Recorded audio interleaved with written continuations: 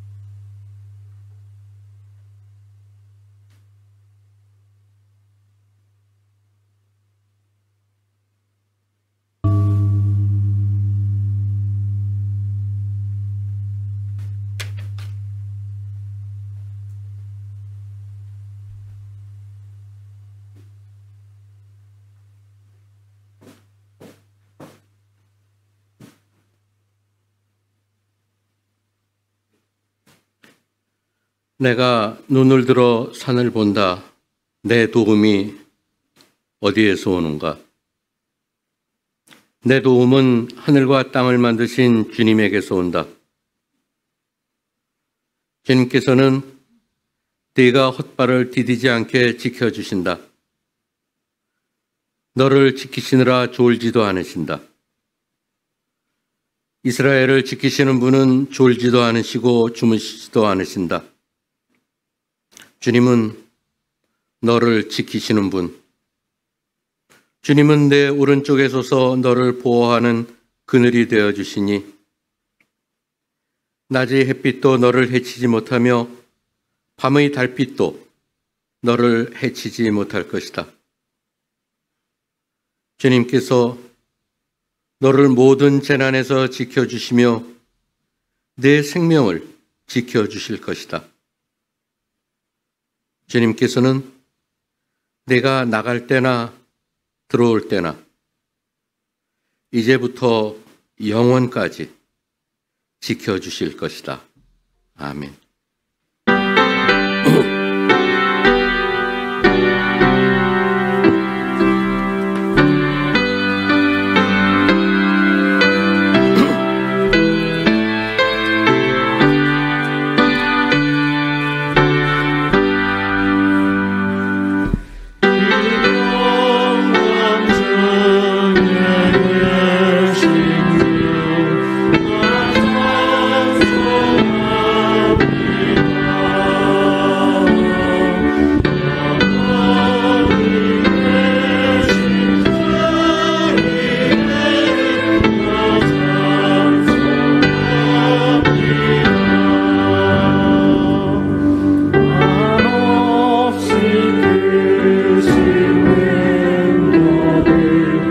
My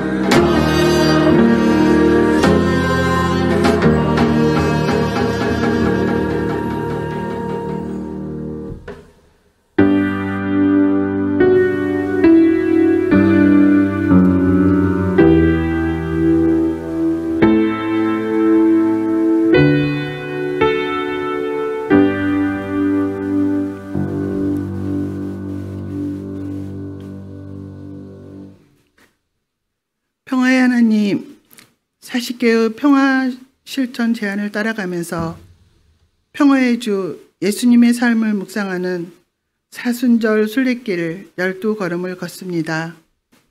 사순절 둘째 주일 아침 저희를 향륜의 예배당으로 이끌어 주시니 하나님 감사드립니다.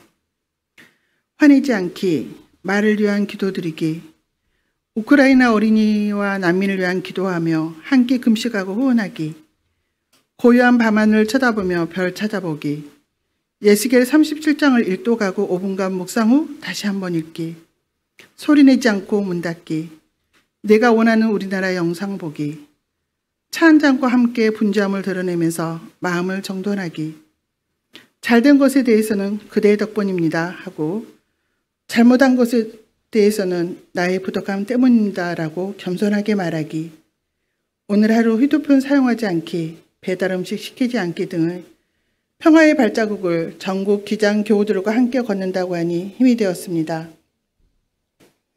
그러나 하루 휴대폰을 사용하지 않기도 결코 쉽지 않았습니다. 급한 일을 쫓다 보면 어느새 하루해가 저물어가는 일상이었습니다. 부끄러운 마음으로 다시 엎드립니다. 주님, 남아있는 작은 평화의 발자국을 우리 함께 걸을 수 있는 힘을 다하여 주십시오. 평화의 주님, 지난주에는 성가대 수련을 통해 서로 집에서 가져온 맛난 음식도 먹고 얼굴을 맞대어 보며 수다를 떨고 웃고 게임하며 시창과 청음 연습도 해보고 짧은 시간에 교육과 친교를 나누었습니다. 각각의 체력에 따라 취침은 달리했으나 8시 30분에 모두 기상하여 아침을 준비하고 예배 특송을 준비하며 예배도 드리고 시골 논두렁에 있는 냉이도 보며 펜션 옆집 강아지에 간식도 주면서 소소한 쉼의 시간을 가졌습니다. 비록 연중 행사였지만 신앙 공동체의 따뜻함으로 행복했습니다. 우리가 삶의 현장 속에서 평화의 일꾼으로 살다가 주일날 함께 모인 교회에서 시와 찬송을 나누고 귀한 친교의 나눔을 더욱 귀하게 여기고 잘 이루어지는 교회가 되기를 간절히 기도드립니다. 생명의 하나님, 지난 3월 1일 시청에서 향림 공동체가 12구 참사 유족들과 함께 예배를 드렸고 4명의 희생자 아버지, 어머니, 누나, 동생들의 슬픈 사연과 앞으로 이루어지기를 간절히 바라는 바람도 들었습니다. 그들의 손을 잡고 토닥이며 함께 하겠다고 다짐했습니다. 주님, 우리를 정의와 평화의 일꾼으로 이끌어 주십시오. 하나님, 오늘은 공동회가 있는 날입니다.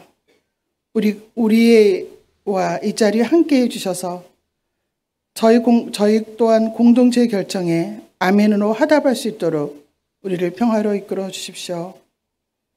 주님, 눈에 보이지 않지만 여러 모양으로 시간과 물질과 각자의 달란트를 드러내어 봉사하고 헌신하는 교우들을 위로하여 주십시오. 또한 이 모든 수고를 받으셔서 향림교회가 교회 안팎으로 더욱 향기로운 이웃이 되고 교회다운 교회가 될 수 있도록 주님, 저희를 정의와 평화로 이끌어 주십시오. 오늘은 박이규 목사님을 통해 하늘 뜻을 받고자 합니다. 주님, 우리 눈을 뜨게 하시고 주님의 음성을 듣게 하시고 또한 말씀대로 살아갈 수 있는 힘을 다하여 주십시오.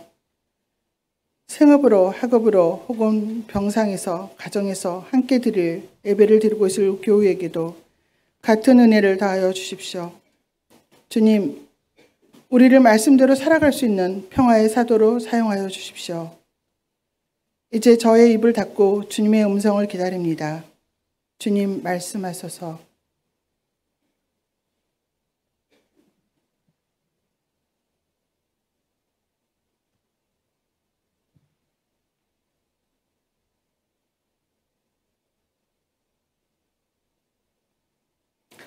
모두가 합력하여 평화의 발자국을 이어가기를 바라시는 예수님 이름으로 기도드립니다. 아멘.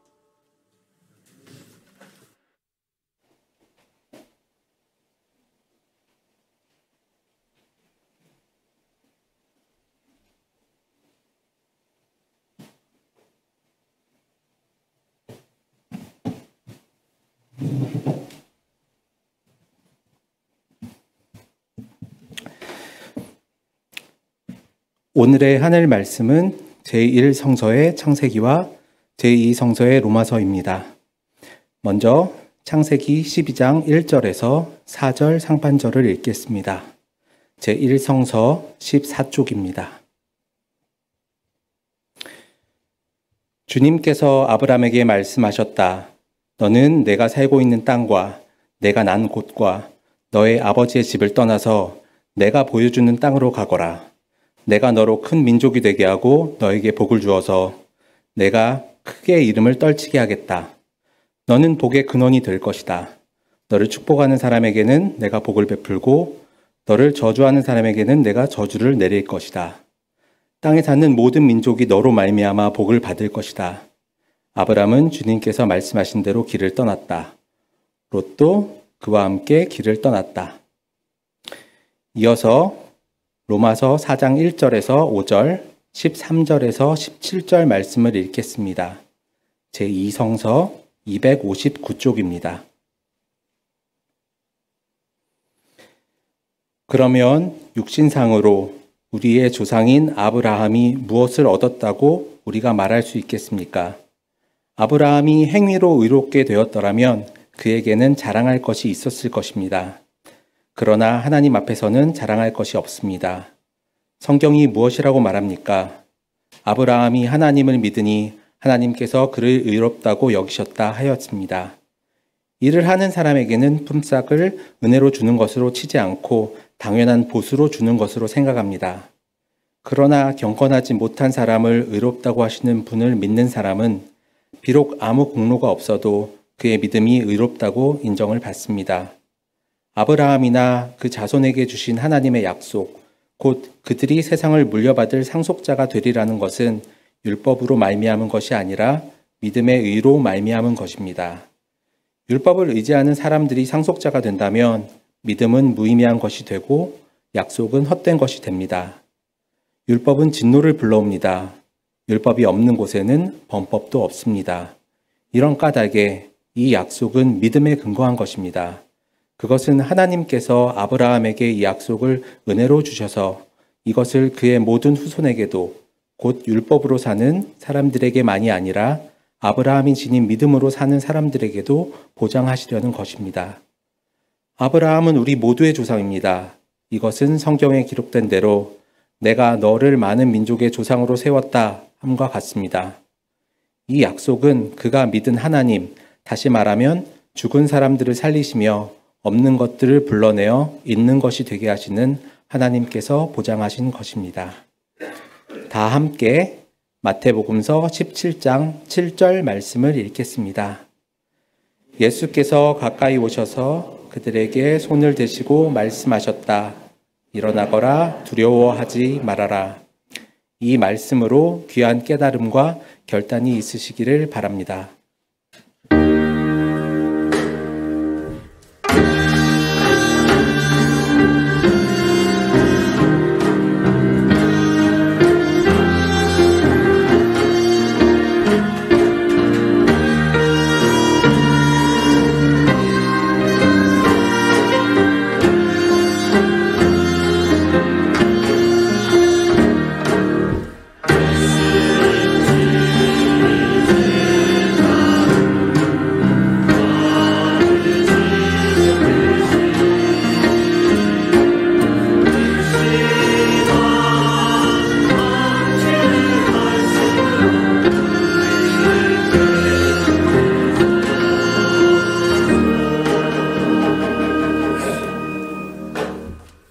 오늘의 복음서 말씀은 마태복음서 17장 1절부터 9절 말씀입니다. 가능하신 분들께서는 모두 일어나셔서 복음서의 말씀을 들으시기 바랍니다.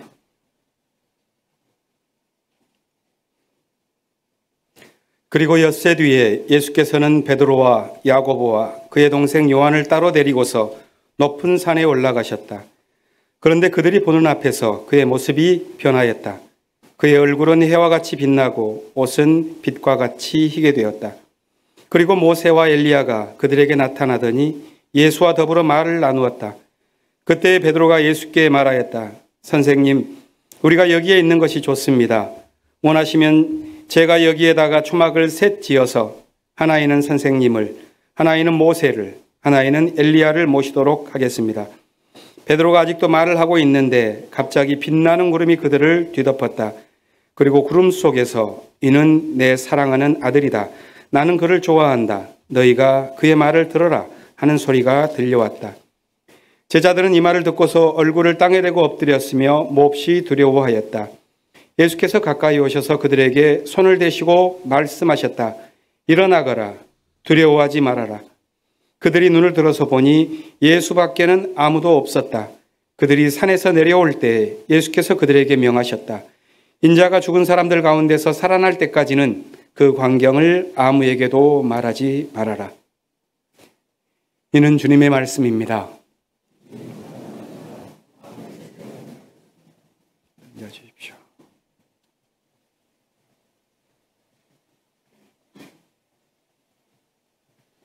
말씀드린 대로 박희규 목사님께서 중력을 거슬러라는 제목으로 말씀 전해 주시겠습니다.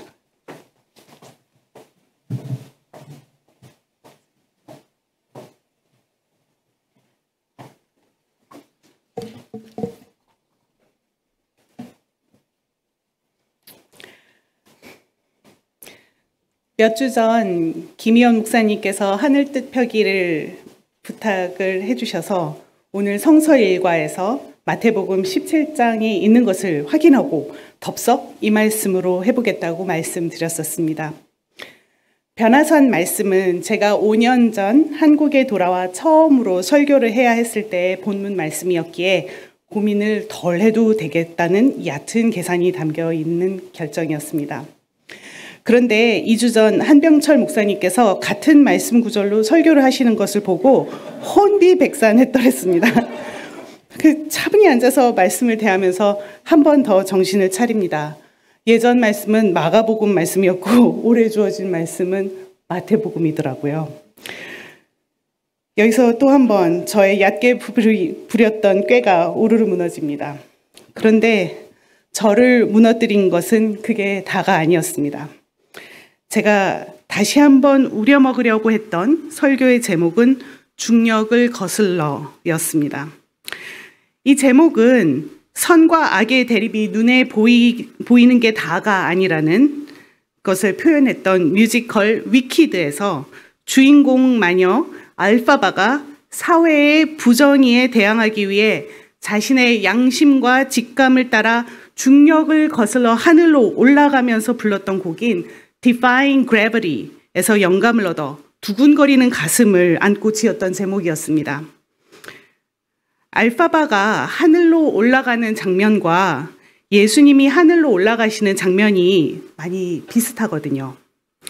그 제목을 다시 쓰고자 결심하고 말씀을 펴고 읽다 보니 다시 한번 제 얕은 생각이 강탈을 당합니다. 눈을 씻고 여러 번 다시 읽어도 예수님이 변화산에서 하늘로 올라가셨다는 말씀이 없는 겁니다. 예수님이 끝까지 땅을 딛고 서 계시지 않았다고 볼 이유가 성경에 딱히 없는 겁니다. 아니나 다를까 변화산에서 예수님의 변화에 대한 그림을 찾아보니 예수님이 땅을 딛고 서 계십니다. 이 그림은 15세기 그리스의 아이콘인데요. 예수님도 모세도 엘리야도 산에 발을 디디고 있습니다. 15세기에 그려진 다음 그림에는요. 구름에 뒤덮여 있다는 말씀을 응용해서 모세와 엘리야 하나님은 하늘에 계시지만 예수님은 땅을 밟고 계세요. 매우 현실적으로 그려졌던 19세기 말의 다음 그림도 마찬가지고요. 그러나 변화산의 그림을 찾다 보면 예수님의 발이 점점 땅에서 멀어집니다. 지오바니 모리니의 그림을 보시면 땅 대신 구름을 밟고 계시고요. 17세기의 루벤이 그린 그림에서도 예수님이 구름을 밟고 계십니다. 제게 영감을 주었던 그림은 르네상스의 대가였던 라파엘이 그린 그림이었는데요.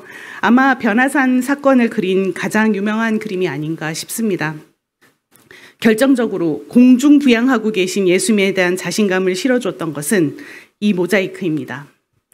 이스라엘의 갈릴리 지방에 가면 예수님이 변화하셨다고 하는 바로 그 산에 그 사건을 기념하는 교회가 세워져 있는데, 이 교회 천장의 모자이크에는 예수님이 하늘로 올라가고 계십니다. 기록 여부에 상관없이 신앙인들의 상상 속에서 예수님은 이 변화산에서 중력을 거스리시고 하늘로 조금씩 올라가셔서 얼굴은 해와 같이 빛나고 옷은 빛과 같이 희게 변하셨습니다. 그래서 저는 원래 드리고 싶었던 하늘펴기의 제목을 유지합니다. 오늘 하늘뜻 펴기의 제목은 중력을 거슬러 개정판입니다. 그래서 오늘은 중력을 거스르는 변화에 대해서 저와 함께 생각해 봐요. 보이지 않지만 늘 우리를 지구의 중심을 향해 당기고 있는 중력을 거슬러 하늘로 오르신 예수님의 변화가 과연 우리의 변화가 될 수 있을까라는 어려운 질문을 던져봅니다. 저번 주에 우리가 만난 말씀도 중력에 대한 중력에 관한 이야기를 하고 있었습니다. 세례 요한의 세례를 받으시고 물에서 올라오신 예수님 위에 하나님의 영이 비둘기같이 내린 후 하늘에서 이는 내가 사랑하는 아들이다. 내가 그를 좋아한다. 라는 말씀이 들립니다. 그 후 예수님은 광야에서 40일간 금식을 하시고 시험을 받으십니다. 두 번째 시험에서 중력이 등장합니다. 악마는 예수님을 성전 꼭대기에 데리고 가서 내가 하나님의 아들이거든. 여기서 뛰어내려 보아라. 라고 합니다. 그러면 하나님의 천사들이 예수님을 손으로 떠받쳐서 발이 돌에 부딪히지 않게 할 것이라는 거죠. 아마 이는 경기를 이긴 축구팀이 감독을 들쳐업고 행가래를 해주는 그런 모습과 비슷하지 않을까 싶습니다.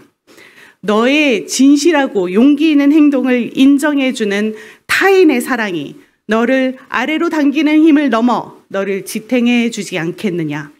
즉 중력을 거스리는 힘은 너의 인기에 달려있지 않겠냐. 즉 타인의 인정에 달려있지 않겠냐고 악마는 제안합니다. 예수님은 주 너의 하나님을 시험하지 말라며 악마의 시험을 뿌리치십니다. 사람들이 좋아하고 싶은 사람이 되고 싶지 않냐는 악마의 꼬심은 어찌 보면 중력보다 더 강하게 우리를 끌고 있는 인력이 아닐까요? 예수님이 이 시험을 뿌리치시는 모습은 마태복음 곳곳에 숨겨 있습니다. 예수님의 덕후들이 있었죠. 선생님, 나는 선생님이 가시는 곳이면 어디든지 따르겠습니다.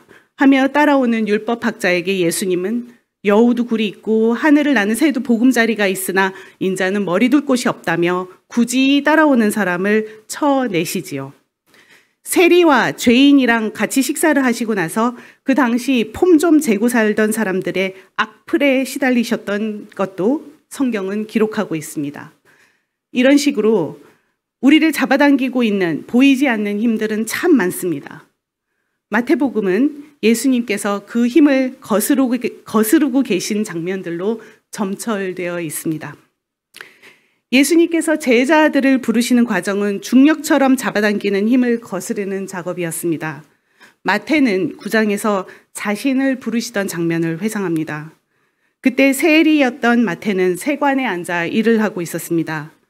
자신이 맡은 역할을 하고 있는 이에게 예수님은 나를 따라오너라 하고 하셨고 마태는 벌떡 일어나서 예수님을 따랐습니다. 극히 단순하게 표현되어 있는 이 장면은 사실은 상상을 초월하는 장면이지 싶습니다. 가난이 팽배하고 아무도 정당하게 부자가 되지 않았던 사회에서 마태는 돈 벌 기회를 찾은 상태였고 남들의 시선을 조금만 버텨내면 로마 제국의 공무원으로서의 지위를 가지고 쏠쏠하게 돈을 벌고 있었던 그였습니다. 그가 이렇게 어렵게 얻은 안정된 직장을 때려치고 나를 따라오너라 라는 말씀 한마디에 벌떡 일어나 예수님을 따랐는지 왜 그랬는지 통 이해가 가지 않습니다. 그것이 예수님의 카리스마에 의한 것이었든 긴 설득에 의한 것이었든 아니면 자신의 삶의 회의를 느낀 마태에게 돌파구가 주어진 것이었는지는 모르겠지만 한 가지 분명한 것은 예수님을 따르는 제자들은 자신들의 삶을 얽어매고 있던 여러 잡아당기는 힘들을 과감하게 거슬러야 예수님을 따를 수 있었다는 것입니다. 예수님이 거스르신 중력이 다른 이들에게 어떻게 느껴지셨을지를 생각해 볼 때 가장 극명하게 이를 보여주는 것은 가족들의 반응이 아니었을까요? 아무리 나이가 먹고 아무리 공부를 많이 하고 아무리 높은 지위에 올라가 있더라도 가족들이 넌 왜 그런다냐 하고 한마디 하면 어딘가 가슴 아프게 아리지요. 나의 가장 가까운 이들이 나를 바라보는 눈, 그 강한 중력, 그렇게 강하게 당기는 힘을 예수님은 어떻게 대하셨을까요? 예수님의 가족들이 예수가 미쳤다는 소문을 듣고선 그를 붙잡으러 나섰던 것 같습니다. 12장에 보면 예수를 찾아 나선 가족들이 드디어 그를 찾아냅니다. 어머니와 동생들과 누이들이 바깥에서 선생님을 찾고 있습니다. 이에 예수께서 대답하십니다. 누가 내 어머니며 내 형제들이냐? 보아라, 내 어머니와 내 형제 자매들이다. 누구든지 하나님의 뜻을 행하는 사람이 곧 내 형제요 자매요 어머니다. 예수님께서 자신을 당기는 모든 중력을 거슬러 향해 가고 계신 곳은 하나님의 뜻이었던 것이지요. 사람들은 하나님의 뜻을 따르기 위해 풍습을 만들어냅니다만 정작 하나님의 뜻을 따르는 것은 그 풍습들을 거스르는 행위가 될 때도 있었지요. 왜 예수의 제자들은 안식일에 밀밭을 지나면서 미리삭을 따는가? 왜 예수라는 자는 안식일에 병든 자들을 고치는가? 왜 예수의 제자들은 빵을 먹을 때 손을 씻지 않는가? 예수님을 향해 쏟아졌던 이런 질문들은 모두 당연히 이렇게 해야 한다는 사람들의 법이 하나님의 법으로 둔갑하여 우리의 판단을 잡아당기고 있었기에 나오는 질문들이었습니다. 그럴 때마다 예수님의 눈은 하나님의 마음에 집중합니다. 사람을 사랑하셨던, 사람을 보호하셨던 하나님의 의도에 근거를 두고 행동하시는 예수님의 목소리에는 늘 힘이 있었습니다. 예수님께서 자신을 사방으로 잡아당기는 힘들을 거스리지 못하셨던 장면도 마태복음은 담고 있습니다. 15장에는 이렇게 하나님의 의도에 초점을 두고 사시던 예수님께서 정말 이상하다 싶을 정도로 사람의 법에 따라 말씀하시는 순간이 기록되어 있습니다. 두로와 시돈 지역의 어느 집에서 식사를 하실 때 악한 귀신 들린 딸을 가진 가나안 여인이 예수님께 딸을 고쳐달라고 애원합니다. 그때 예수님께서 하신 말씀은 그 당시 유대인들이 만들어 놓았던 사람의 법을 너무나도 유대인스럽게 하셨던 말씀이었습니다. 자녀들이 먹을 빵을 집어서 개들에게 던져주는 것은 옳지 않다. 유대인인 자녀들을 먼저 살려야 하기에 이방인인 너는 개와 같다는 모욕적인 말씀을 하십니다. 이때 이 여인은 자신이 가지고 온 목표에 집중합니다. 사랑하는 딸을 위한 일념으로 이 여인은 이 모욕감에 자신을 불태우지 않고 이렇게 대답합니다. 주님, 그러나 상 아래에 있는 개들도 자녀들이 흘리는 부스러기를 얻어먹습니다.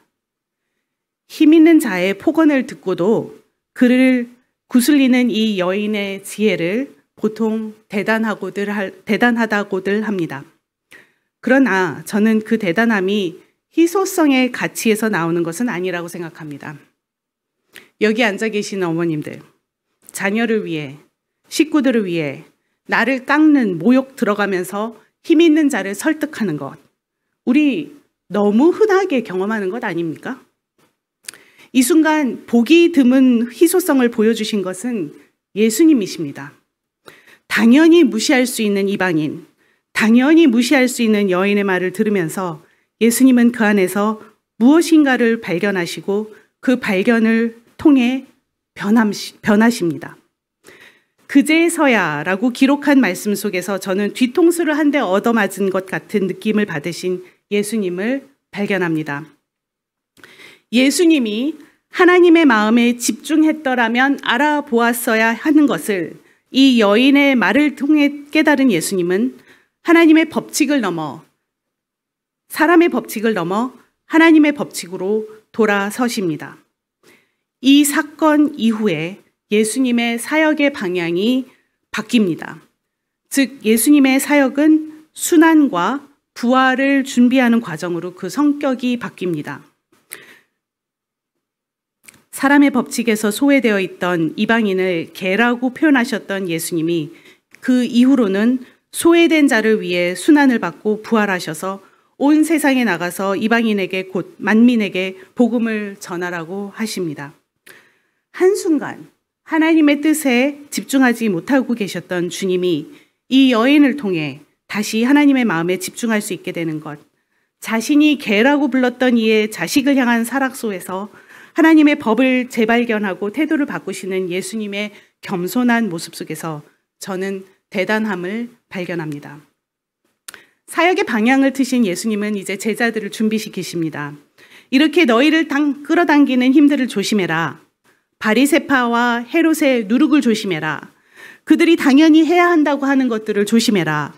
하나님의 뜻을 가장한 사람의 법들, 권위를 가장한 사람의 법들을 조심해라. 표징을 보여주지 않으면 당신이 어떻게 하나님의 사람이라 할 수 있냐고 하는 합리를 가장하고 하나님을 시험하는 자들을 조심해라. 그러시면서 제자들에게 예수님이 물으십니다. 사람들이 나를 누구라고 하느냐? 제자들의 대답에 예수님이 다시 물어보십니다. 너희는 나를 누구라고 하느냐? 베드로가 선생님은 살아계신 하나님의 아들을 그리스도십니다. 라고 대답하니 예수님이 참 기뻐하십니다. 그 알미 하늘에 계신 아버지께로부터 왔다고 하십니다. 그리고 자기를 이해해 주는 것 같아 보이는 제자들에게 순환과 부활을 예고해 주십니다. 그때 베드로가 예수님을 바싹 잡아당기면서 항의합니다. 베드로의 항의는 아마 저희를 두고 어떻게 감히 선생님께서 그런 계획을 세우신다는 말입니까? 라는 너무도 관계적이고 합리적인 항의가 아니었을까 싶습니다. 가장 사랑하는 제자의 항의는 예수님께서 마태복음에서 가장 강하게 뿌리치셔야 했던 중력의 힘이었습니다. 사탄아, 내 뒤로 물러가라. 너는 하나님의 일을 생각하지 않고 사람의 일만 생각하는구나. 이 대화가 있은 후 엿새 후에 예수님은 베드로와 야고보와 요한을 데리고 높은 산으로 올라가셨습니다. 그리고 그들 앞에서 모습이 변하십니다. 인생의 반을 남의 나라에서 살다가 귀국하고 이제 5년이 지났습니다. 그동안 구입한 물건도 많고 사는 곳에 이곳저곳 시공할 일도 있었습니다. 재미있는 건 물건을 파시는 분들도 그렇고 무언가를 시공해 주시는 분들도 그렇고 모두 똑같이 하시는 말씀이 있습니다. 요즘은 다들 이거 쓰세요. 다들 쓰면 저도 그것을 써야 한다는 것처럼 말입니다. 반면 제가 원하는 거, 제가 가지고 싶은 것들에 대해서는 비판들이 굉장히 많으세요. 아, 이건 너무 높은데, 이건 색이 너무 진한데, 이거는 어떠네 하면서 말이죠.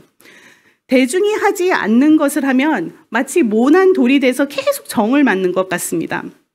어느 순간 마음이 약해져서 결국 그분들이 권해주시는 선택을 하고 나면 나 자신의 일부를 베어낸 양 그 선택이 계속 눈에 거슬려요. 왜 남들과 비슷해지라고 그렇게 열심히들 권할까요? 사실 한국에서 제가 어린 시절을 보냈기 때문에 이런 부분은 제 세포 속 어딘가에 굉장히 낯익지만 다른 나라에서 인생의 반이라는 기간을 살면서 대중의 일부로 끼어들지 못하고 늘 이방인 취급만 받으면서 살았던 저로서는 한편 매우 낯설기도 합니다. 사실 이렇게 남과 같아지고 싶은 욕구는 제게 너무도 애틋하고 강하게 와닿는 욕구이기도 합니다. 이국에서 한국인 혹은 한국인 같은 한국인 같이 생긴 사람만 만나도 다가가서 말 걸고 싶은 마음이 생기더라고요. 길 가다가 한국 사람인 것 같은 분을 만나면 난생 처음 만난 분이라도 눈인사 비슷한 것이라도 하고 지나가면서 나와 비슷한 사람이 존재한다는 사실에 묘한 안도감을 얻곤 했습니다. 그런데 말입니다. 제가 하루는 서울역에 갔는데 기차가 하나 도착했는지 수많은 사람들이 저쪽 방향에서 제가 있는 쪽으로 밀려오더군요. 미국에서 돌아온 지 얼마 안 됐던 그때 저는 그만 반가움과 배반감에 푹 묻히고 말았습니다. 그 수많은 사람들이 다 한국인이기에 모두가 낯익은 사람 같이 느껴지는데, 그래서 저는 그들의 눈을 계속 쳐다보고 뭔가 인사를 해야 할 것 같은데 그들은 저를 안중에 또 두지 않고 몰려와서 제 옆을 그냥 스쳐 지나가는 거예요. 저는 저와 그들의 닮음에 압도돼서 그 수많은 사람들을 향해 계속 마음속으로 안녕하세요, 안녕하세요, 안녕하세요 이러고 외치는데 그들은 그 마음을 눈꼽만치도 알아봐주지 않고 그냥 지나가 버렸습니다. 순식간에 일어난 일 후에 이런 황당한 생각을 하고 있는 저 자신을 우스꽝스럽게 생각하고 있었는데 다른 유학생들이 저와 비슷한 경험들이 있다고 나눠주더라고요. 이렇게 자신과 비슷한 사람을 향한 욕구는 자아가 형성하는데 필요한 중요한 발달 과정이기도 합니다. 자기 심리학이라는 것을 창시한 하인스 코엇이라는 심리학자는 우리가 나와 같은 이와 연결되기를 갈망하는 이 욕구를 쌍둥이 자기 대상이라는 용어로 설명합니다. 내가 나다워지는 데는 나의 모습을 나와 닮은 이의 눈 속에서 확인하고 나와 닮은 이를 나의 일부로 여기는 과정이 필요하다고 합니다. 이런 현상은 사람들이 누구나 겪고 있는 것이죠. 서울역에서 저는 나와 닮았다고 생각하는 사람들을 보면서 그들을 나의 일부처럼 여겼는데 그들은 전혀 나와 자신들이 상관없다는 것을 제게 분명하게 알려주고 지나가 버리셨어요. 미국에 살면서는 그저 얼굴빛과 언어가 같다는 것만으로도 충족되었던 쌍둥이 자기 대상은 거의 모두가 비슷해 보이는 한국 사회에서는 다른 방법으로 찾아가야 하는 것 같았습니다. 이 쌍둥이 자기 대상은 어느 대학 커뮤니티에 뜬 우스갯소리에 너무도 예리하게 잘 나와 있더랬습니다. 우리 조상님이 흰 옷만 입었던 이유라는 제목으로 뜬 게시판에 다음에 그림들이 떠 있었습니다. 한번 봐주시죠.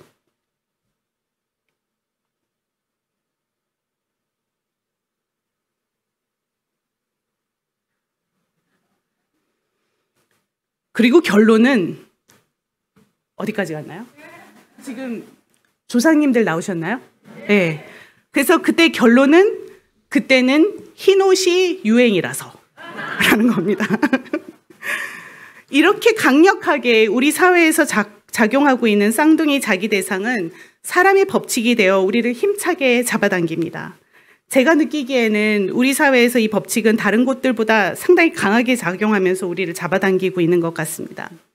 저는 이 법칙에 끌려보면서 적잖게 애절한 아픔을 느낍니다. 왜 이렇게 절실하게 나의 모습을 다른 이들과 비슷한 데서 찾아내야 하는 걸까요? 나를 찾아내는 일은 사실 다각도에서 일어나는 일입니다. 나의 일부라고 여겨왔던 사람들을 우러러보면서 또 나의 일부라고 여겼던 사람들로부터 나를 구분해내면서 이 두 가정의 긴장 관계 속에서 우리는 성숙해 나가는 것인데 어찌하여 우리는 쌍둥이 자기 대상이 이렇게 큰 역할을 하게 되었을까요? 저는 여기서 가슴 아리게 사랑이 부족한 사회에서 사랑을 찾아나가는 우리 사회의 모습을 봅니다. 미국에 살 때 한국의 교육제도에 적응하지 못해서 미국 학교를 경험하게 하기 위해서 저희 동네에 4학년짜리 남자아이가 방문을 했었어요. 그 아이가 학교에 간 첫날 쉬는 시간에 운동장에서 놀다가 넘어졌다고 해요. 그랬더니 그 학교 아이들이 너나 할 것 없이 다 자기 주변에 몰려오길래 이 아이는 자기를 둘러싸고 자기가 넘어졌다고 놀릴 줄 알았다고 합니다. 그러나 자기를 둘러싼 애들은 너나 할 것 없이 걱정스러운 눈으로 Are you okay? Are you okay?를 반복하면서 자기를 도우려고 하더라고. 그래서 너무 놀랐다고 이 아이가 제게 말해주더군요. 그러나 오히려 제가 놀란 지점은 넘어졌으니 놀림을 받을 것이라고 예상하고 있었던 이 아이의 경험이었습니다. 넘어진 것이 놀릴 일인가요? 아프니 위로해 주어야 하는 일 아닌가요? 그 아이가 속했던 집단의 아이들의 마음이 얼마나 여유가 없었길래 넘어진 놈보다 안 넘어진 놈이 더 낫다고 상대를 한번 무시해야만 하는 분위기가 형성되어 있었던 걸까요? 모든 이가 비슷해져가는 사회에서 너와 나의 구분은 내가 너보다 좀 낫다는, 내가 너를 밟았을 때 내가 너의 위에 있기에 내가 더 낫다는 사람의 법칙으로 만들어져서 우리를 잡아당기나 봅니다. 그 법칙으로 우리 사회 안에 아픔이 가득한 듯합니다. 베드로가 예수로부터 사탄이라고 질책을 받았을 때 베드로의 마음속에 남보다 나은 예수님을 그려보지 않았을까요? 남보다 나은 예수님이 왜 순환을 받아야 하냐고 말이죠. 변화산 상에서 함께 있었던 요한과 야고보의 눈에 비친 예수님 또한 남보다 나은 예수님이셨죠. 엘리야보다 나은 예수님, 모세보다 나은 예수님, 모든 이보다 나은 영광의 예수님. 급기야는 그들은 예수님께 요구합니다. 선생님께서 영광을 받으실 때 하나는 선생님의 오른쪽에, 하나는 선생님의 왼쪽에 앉게 해주십시오. 이들은 인간의 법칙 속에서 더 나은 사람이 더 높은 자리에 올라갈 거라고 생각합니다. 같은 착각을 하고 있는 동료들은 그들이 하는 소리를 듣고 분개합니다. 그리고 예수께서는 이런 말씀을 예수님께로부터는 이런 말씀을 듣습니다. 너희가 아는 대로 이방 사람들은 다스린다고 자처하는 사람들은 백성들을 마구 내리누르고 고관들은 백성들에게 세도를 부린다. 그러나 너희끼리는 그렇게 해서는 안 된다. 너희 가운데서 누구든지 위대하게 되고자 하는 사람은 너희를 섬기는 사람이 되어야 하고 너희 가운데서 누구든지 으뜸이 되고자 하는 사람은 모든 사람의 종이 되어야 한다. 사람의 법칙을 넘어서 하나님의 법칙을 바라보라는 말씀이지요. 그러나 하나님의 법칙을 따라 섬기고 세도 부리는 권세에 맞서는 변화를 위해 도전한다는 것은 힘들다 못해 좌절스럽습니다. 강원도 지역은 서울의 에너지난을 해결하기 위해 한국전력공사가 여러 사업을 벌이고 있는 곳입니다. 그들이 제시한 핵발전소와 양수발전소 건설은 자신들도 알고 있는 돌이킬 수 없는 문제점과 불합리성을 가지고 있음에도 불구하고 게다가 한국전력공사가 이 문제를 해결하기 위해 스스로 연구해놓은 훨씬 합리적이고 친환경적인 대책안이 있음에도 불구하고 이미 자본을 투자한 자들이 논리를 고수하기 위해 진행을 촉구하고 있는 상태입니다. 홍천에서 양수발전소 건설 반대 운동을 2014년부터 진행해 오신 박성률 목사님과 대화를 하면서 저는 그분이 이 싸움의 과정 속에서 교회를 잃고 건강을 잃어가면서 계속 투쟁하시는 이유가 궁금했습니다. 이 문제는 들여다보면 우리나라만이 아니라 전 세계의 에너지 안보 문제가 얼기설기 엮여 있어서 홍천 군청 앞에서 금요일마다 하고 있는 개신 농성은 그야말로 계란으로 바위를 치는 것처럼 보입니다. 며칠 전 설악산 케이블카 설치에 대한 환경부 허가가 나온 후 박 목사님하고 통화를 하면서 이분이 사실 그 반대 운동의 거의 선두에 계셨었는데요.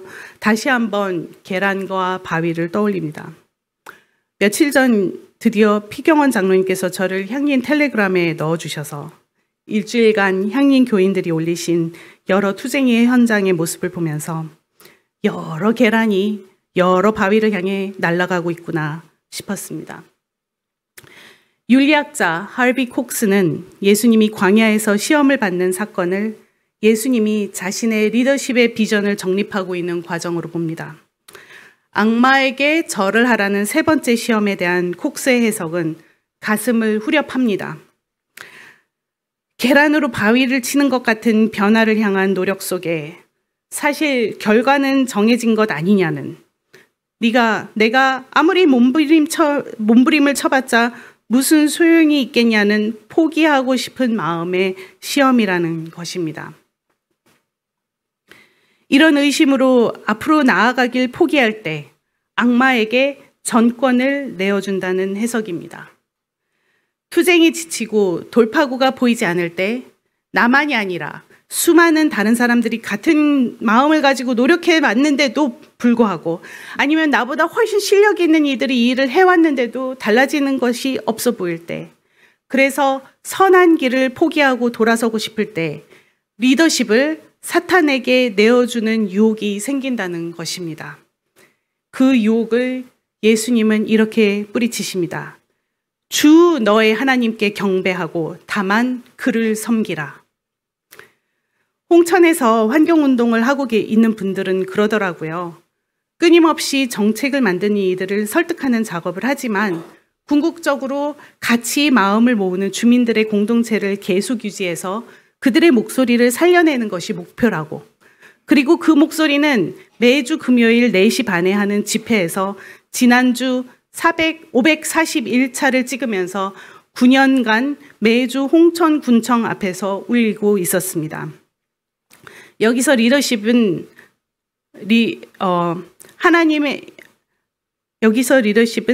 하나님의 일을 하는 이들이 여전히 쥐고 있습니다. 변화가 어려운 것은 구조적인 문제입니다. 이 구조의 문제를 아주 가까운 곳으로 가져와서 생각해 볼까요? 저와 비슷한 경험 있으셨을 것 같습니다. 대학을 졸업해도, 유학을 해도, 박사학위를 받아도, 심지어는 목사가 되어도, 교수가 되어도 친정집에 돌아가면 곧 다시 친정집을 떠나기 전 고등학생 때의 제 모습으로 돌아가는 듯한 느낌이 듭니다.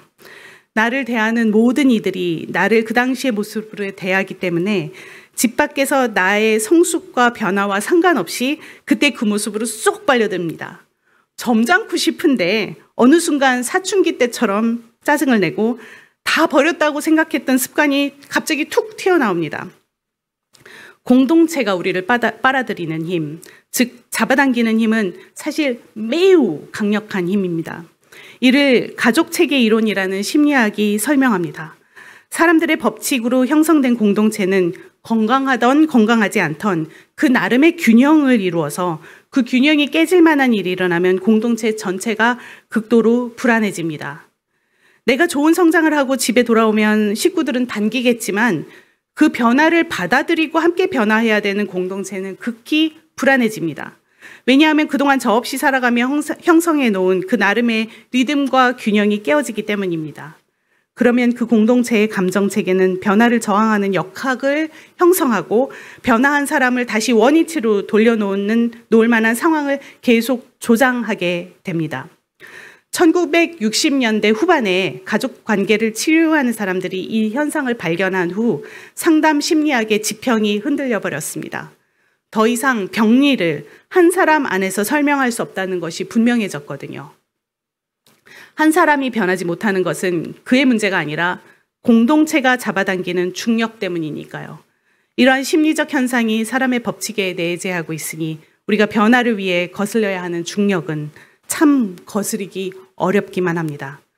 변화라고 하는 것이 이런 잡아당김을 거슬려야 변화다워지니 변화란 큰 도전이기 마련입니다.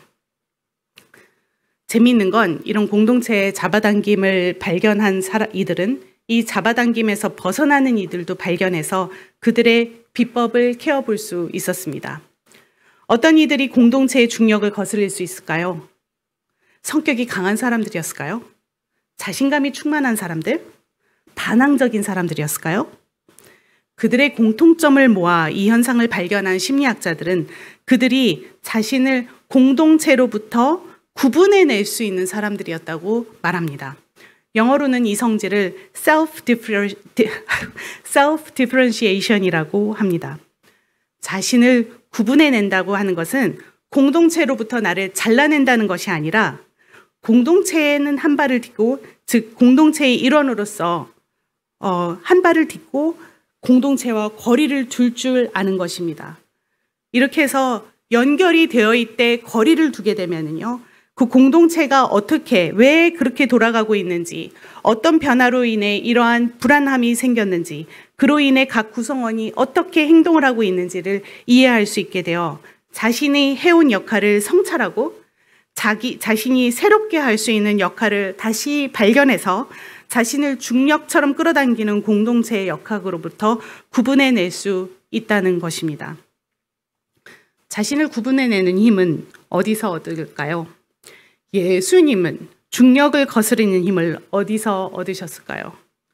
베드로를 사탄이라고 강하게 저지하셨던 예수님은 베드로와 야고보와 요한을 데리고 변화산에 올라가셨었습니다. 예수님이 베드로에게 그토록 강하게 반응을 하셨던 것은 그동안 거슬러 오신 사람들의 법칙 중에서 베드로의 잡아당김에 예수님께서 가장 강하게 동요되셨기 때문일 것입니다. 가장 믿고 신뢰하는 제자의 잡아당김은 예수님께서도 신뢰하고 따라가고 싶으셨던 것 같습니다. 그런 당김을 뿌리치는 것은 사탄이라는 말의 강한 억양에서 들리듯이 예수님께도 아픈 뿌리침이 아니었을까요? 그만큼 사랑하는 이의 애원과 설득은 예수님께도 힘든 것이 아니었을까요? 이제 예수님은 베드로를 데리고 와 그가 변화산에서 예수님의 변화와 엘리야와 모세와 함께 하시는 대화하시는 모습들을 목격하게 합니다. 그리고 구름 속에서 나오는 하나님의 목소리를 듣고 목소리를 베드로와 제자들과 함께 듣습니다. 이는 내 사랑하는 아들이다. 너희는 그의 말을 들어라. 이 말씀은 예수님이 세례를 받으셨을 때 하늘로부터 들려왔던 너는 내 사랑하는 아들이다. 내가 너를 좋아한다. 라고 하셨던 말씀을 닮았습니다. 예수님께서 사랑하는 제자의 설득으로 흔들렸던 하나님의 뜻을 이루려는 목적의식을 회복하셔야 했고 세상의 수많은 잡아당김을 거스르기 위해서는 확실하게 자기 구분을 해내셔야 했습니다. 바로 그러했던 순간 엘리야와 모세의 대화를 통해 자신이 해야 할 일을 재정리하고 제자들을 바라볼 때 들려온 하나님의 목소리는 예수님의 자기 구분을 확실하게 교통정리해 주십니다. 예수님을 잡아당기는 사람들의 눈 속에서가 아니라 하나님의 눈동자 속에서 하나님의 목소리 속에서 예수님은 자신이 누구인지를 확인합니다. 자신이 앞으로 해야 할 하나님의 일, 바로 베드로와 제자들에게 예고했다가 베드로의 면박을 맞았던 순환과 부활의 일을 향해 나아가는 것이 사랑의 일임을 확인합니다. 내가 누구인지 확실해지신 예수님은 중력을 거슬러 하늘로 오를 수 있는 분이 되십니다. 사랑하는 향인교회 여러분, 어떤 변화를 꿈꾸십니까? 사람의 사랑을 갈망하는 사회가 우리를 갈팡질팡 당길 때 하나님의 법칙을 담은 하나님의 사랑을 담은 변화를 꿈꾸십시오. 그런 변화는 어렵습니다. 그럴 때 하나님의 목소리를 들으십시오. 너는 내 사랑하는 딸이다. 너는 내 사랑하는 아들이다. 하고 말씀하시는 하나님의 목소리 안에서 자신을 발견하시고 나아가시길 주님의 이름으로 축원드립니다. 다 같이 침묵 속에서 자신 안에 가라앉는 주님의 말씀을 듣습니다.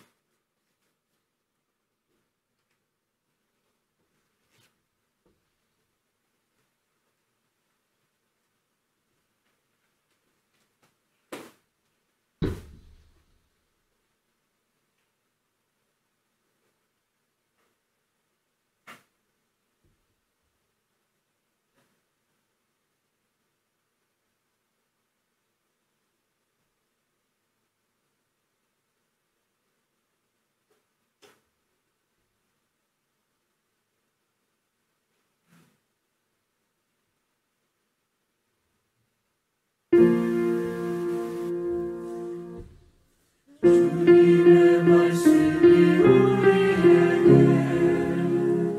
은혜가 되시오며 주님의 말씀이 우리에게 소망이 되나이다.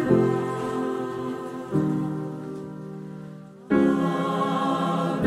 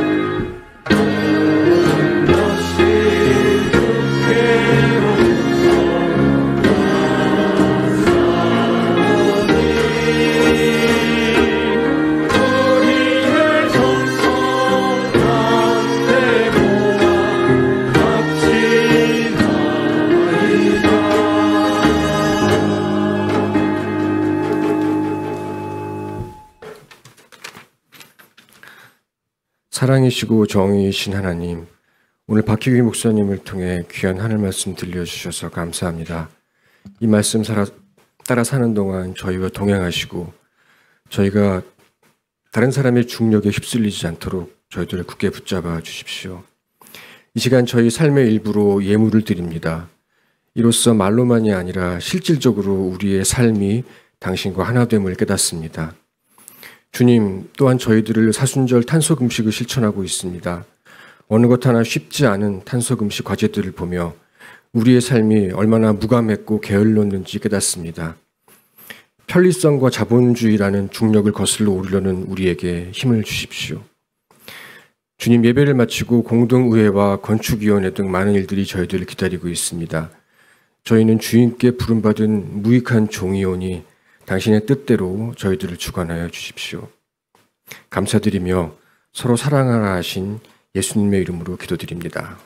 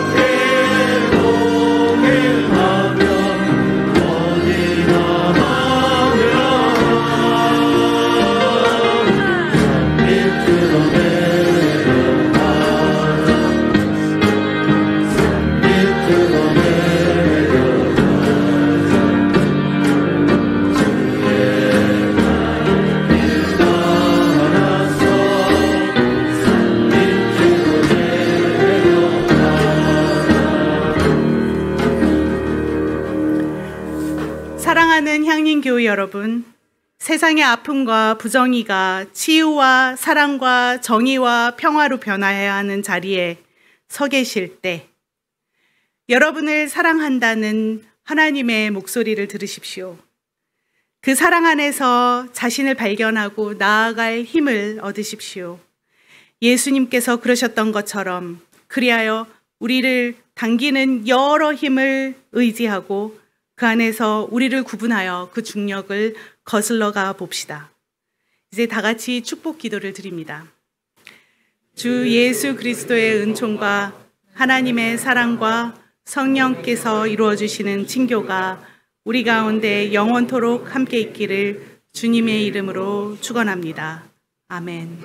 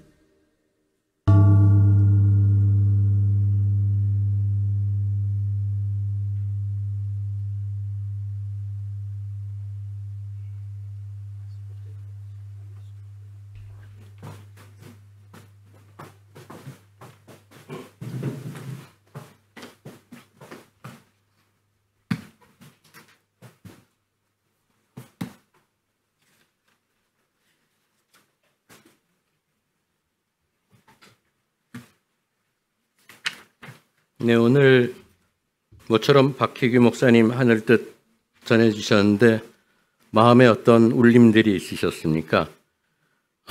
진짜 변화의 영성을 원하면 집 고칠 때 요즘 다 이렇게 해요라는 말에 흔들리지 않아야 되겠다는 생각부터 하게 됩니다. 오늘 박 목사님께 감사의 뜻을 함께 표했으면 좋겠습니다.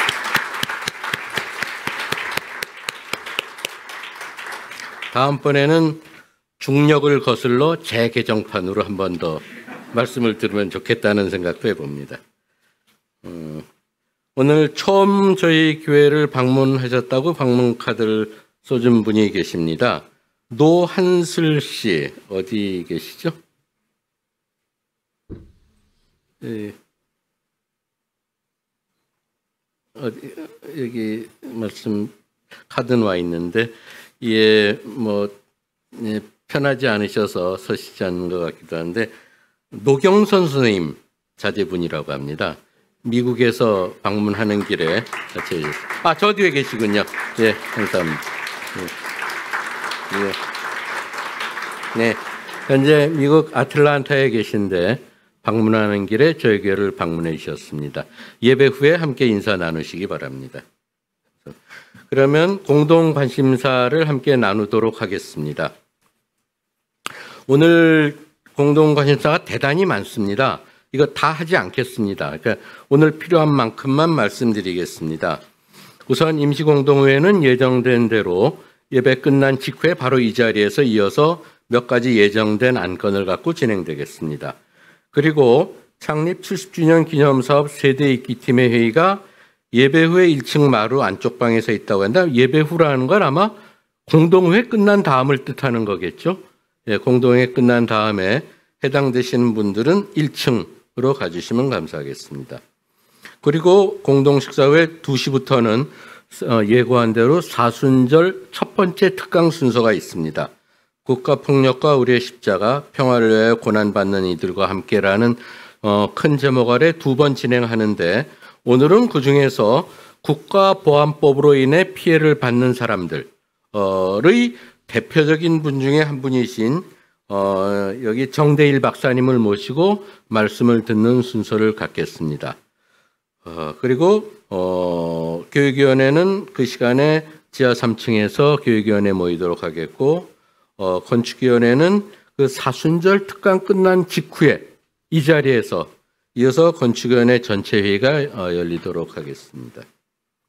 그 국악찬송가 가사 모집 공고가 여러 주일 계속되고 있습니다. 창립 70주년을 위해서 저희 국악찬송가 이게 개정판이죠. 이제 이거야말로 재개정판을 내기 위해서 지금 가사 모집을 하는 중인데 마감이 다음 주일입니다. 다음 주일까지 관심 가지신 분들 가사 응모해 주시면 저희가 재개정판 국악찬송가 내는데 큰 도움이 되겠습니다. 부활주의를 기해서 세례 신청, 세례 받기 원하시는 분들 역시 2주 후 3월 19일까지 신청해 주시기 바랍니다. 그리고 이번 주간 일정 중에서는 사순절 수요 성서 묵상 모임 2번째 수요 묵상 모임이 이번 수요일 3월 8일 7시 반에 내자동 사무실에 있습니다. 재직들과 각 부소장들 참석해 주시기 바랍니다. 그리고 창립 70주년 기념 연극 준비 모임이 역시 3월 8일 수요 성서 묵상 모임 끝난 직후에 내자동 사무실에서 이어서 있습니다. 연출이 송정바오 집사님으로 돼 있다는 것은 이 모임에 참석하면 무지무지 재미있다는 뜻입니다. 그러니까 어릴 때 유년부 연극을 한번 해보신 경험이 있든가 아니면 그런 것조차 안 해봤더라도 나는 연극을 필생에 꼭 한번 해보고 싶다는 로망을 가지신 분들 이 기회에 함께 하셔서 꿈을 이루시기 바랍니다. 그 밖에 다른 모임들은 관계되시는 분들 봐주시고 새날 청년의 독서기행 프로그램이 3월 12일부터 5월까지 서울 곳곳에서 열린다는 게 좀 신기하죠. 김시덕이라는 서울대 연구교수가 쓰신 갈등도시라는 대단히 의미 있는 책을 갖고 아마 여러 곳을 다니면서 새날 청년의 저희 교우들이 유영상 전도사님과 함께 모임을 독서기행 프로그램을 갖는다고 합니다. 새날 청년의 분들 그 연배에 해당하시는 분들 함께 하시면 좋을 것 같습니다. 예, 사순절 특강 두 번째 모임은 예정 말씀드린 대로 다음 주에 있고 쭉 보시면 되겠고요. 에큐메니칼 소식 중에서 보면 DMZ 평화순례가 주로 지금 저희 기장교단의 목회자들께서 갖고 계신데 저희 김희연 목사님께서 순례 단장이십니다. 그래서 지난 주간에 일주일 동안 참석 주관하셨고 잠깐 주일 지내시고 다시 또 가십니다. 여기 뒤에 목회마당에 나와 있습니다마는 1차는 보름도에서 철원까지 걸으셨고 다시 철원의 국경선 평화학교에서부터 동해안의 고성까지 나머지 절반 구간을 오는 일주일 동안 다시 걸으실 예정입니다. 배터리가 방전되지 않도록 교우 여러분들 잘 관심 갖고 기도해 주시고 마음으로 함께해 주시면 감사하겠습니다. 예, 그리고 그 에큐메니칼 소식 끝에 보면 고 임보라 목사님 추모 문화제가 3월 11일 오는 토요일 오후 4시에 한신대학교 신학대학원 본관 예배당에서 열린다는 소식이 있습니다. 기억해 주시기 바랍니다. 다른 알리는 말씀이 더 없으시면 향린교인 생활실천 다짐을 함께 읽도록 하겠습니다. 우리는 하나님 나라의 일꾼으로 이 땅에 파송되었음을 믿으며 하나님 나라의 실현을 위해 성서 공부, 기도, 신앙, 신학서적 읽기 등 일상의 신앙 훈련을 통해 사회선교의 영성을 키운다. 네, 사순절 두 번째 주일 예배를 모두 마쳤습니다. 이어서 계속해서 이 자리에서 임시공동회에 갖도록 하겠습니다.